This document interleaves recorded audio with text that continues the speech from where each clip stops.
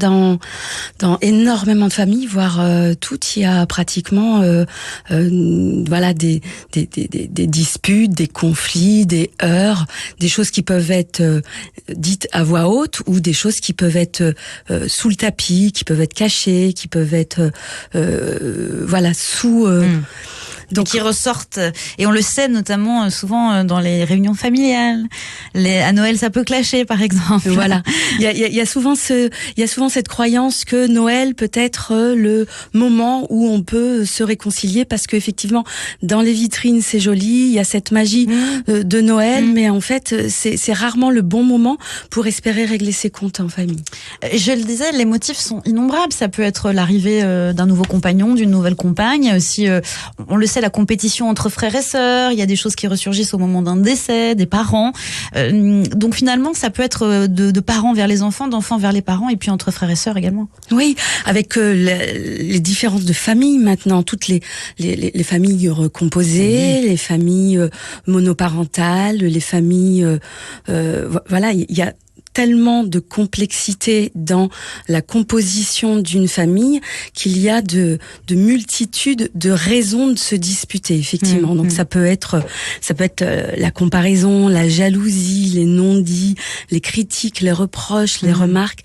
C'est vraiment il y a énormément de raisons, en fait, pour qu'il puisse y avoir des conflits entre frères et sœurs, parents, enfants, entre beaux-parents, oui, les belles familles, si j'allais vous dire. Ouais.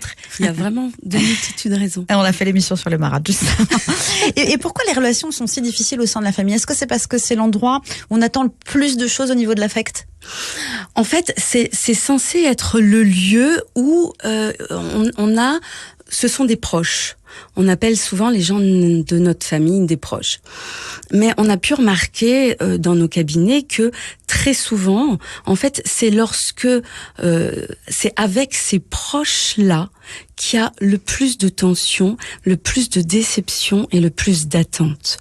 Et donc, si vous voulez, parce que c'est censé être un lieu où on peut tout se dire, c'est censé être un lieu où il y a le plus d'écoute et où il y a le plus d'amour.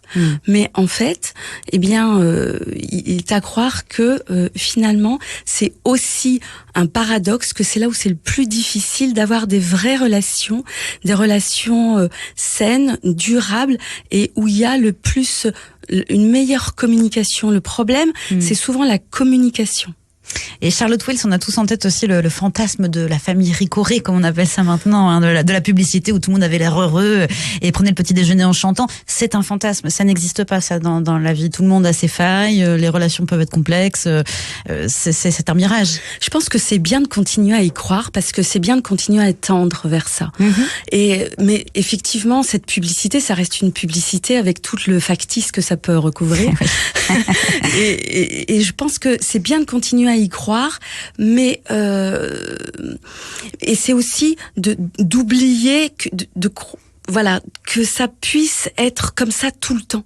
Ça peut l'être par moments, et c'est bien de savoir saisir ces instants, parce que ces moments de bonheur, comme dans cette publicité, la famille Ricoré, l'instant Ricoré, le petit déjeuner, il y a des moments comme ça au sein d'une famille où c'est important de se dire là on est bien, et ça peut être le temps d'un dîner, le temps d'un déjeuner, le temps d'un partage de cadeaux, ou le temps d'une balade en forêt, et de savoir saisir ces instants-là, parce que ils sont rares, et que ça peut être le pilier, le support pour plein d'autres moments où il y a des heurts. Et ça peut être ces moments-là, les instants Ricoré, sur lesquels on peut s'appuyer pour se dire oui, mais j'ai aussi connu des bons moments avec telle ou telle personne, et je sais qu'il ou qu'elle n'est pas totalement comme ça, et que une personne n'est jamais ni toute noire ni toute blanche. On a tous des nuances de gris. Mais quand on est énervé, on a tendance à croire le contraire.